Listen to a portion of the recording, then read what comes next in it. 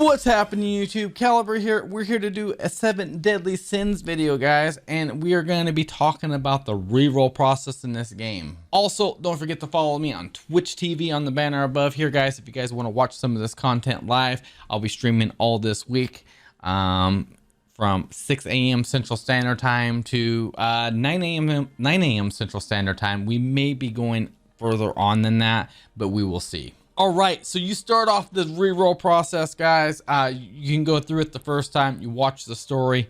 After you're done watching the story and you go into pure skip mode where you're gonna try to speed run through it, it takes anywhere between 12 to 14 minutes depending on how much you're paying attention to skipping scenes. You have things like dress up you got to do with Elizabeth to get through. You got, hey, let's click on this ability, let's click on that ability.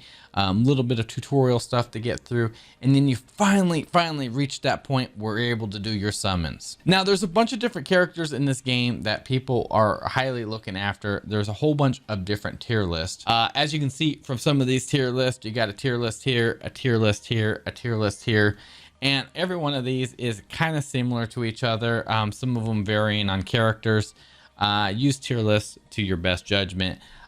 I'm not an expert on these characters. I personally went for green Meliodas, and then, you know, I picked up 2 rainbows on top of that, and I was like, I'll take it. Easy win right there.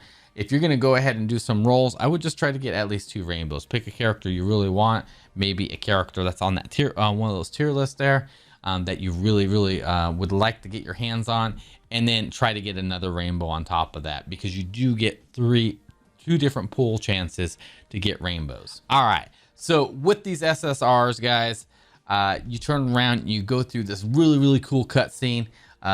Depending on how the cutscene plays out, you can sometimes tell exactly what's going to happen. Like you can tell from this very first cutscene here, how he goes into the Super Saiyan Dark mode right there. How he hops into that, you know you're guaranteed to get a rainbow from that. Then, you know, you have other cutscenes where he's running around with a twig. If he gets knocked back, you know, it really just depends on what happens. If he gets knocked back, it's, you know, you're probably not going to get one. You know, it's just different each time around. Just keep that in mind. I did skip the cutscenes once for this, and I will tell you one thing. It was very disappointing. I felt extremely, it just didn't feel as good. It's watching the animations, man. It's all about the animations, right? All right, so you get an 11 pull and then another 11 pull right afterwards. Right after you hit that point where you play dress up with Elizabeth, you can turn around and hop over into, as soon as you move on until the next stage, you go in there right here, guys. You go in there and then you go ahead and click forfeit. Now, apparently there's somewhere a little bit before this that you can exit the app and go back in, and it considers everything done. But you go in there, you hit that, and then boom, you can do another 11 summons. Those are your 2 back-to-back summons. Keep in mind, your very first summons is only gonna allot you 1 SSR. Your second summons could be a double, a triple, who knows? It could be anything. All right, so you turn around, you go into the options here, you click on player info. You click on that player info, and then you go into reset data. After you reset the data, you've wiped it. It's gone.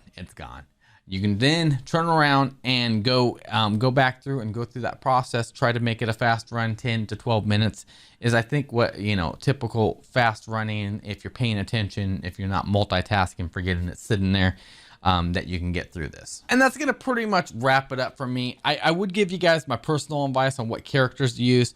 I don't really have a whole lot of personal advice on it. I'm pretty new to this game. I just now started playing it. This is day 1 for me.